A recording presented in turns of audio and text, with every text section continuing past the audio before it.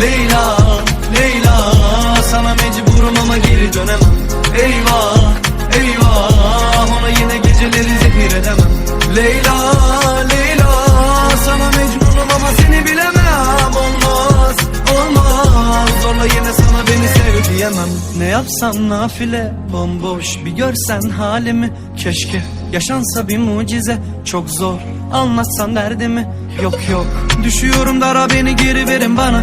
Arada bir geliyorlar üzerime ama sakladım acının en güzelini sana. Dünya bir yana, sen bir yana. Sonu boş ama yine anı çok. Bana geri gelip hadi yamacıma koş. Yine sor, yine gelip bana sor. Bulamazsan beni yalnızlara sor Leyla. Beni bana sor Leyla. Anılara sor Leyla. Ama çok zor Leyla. Kurtar beni Mevla. Leyla, Leyla, sana mecburum ama geri dönemem. Eyvah, eyvah, ona yine geceleri zehir edemem.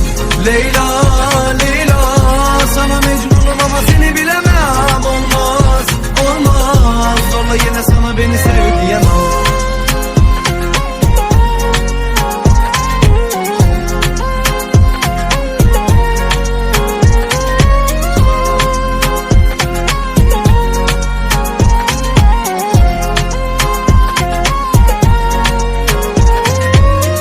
Boynuma kaç, gel geri bana. Acıma ruhuma, açtığın yaralara ağlamam asla yok.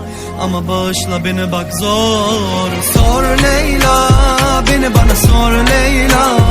Anılara sor Leyla. Ama çok zor Leyla. Leyla, Leyla, sana mecburum ama geri dönemem. Eyvah, eyvah.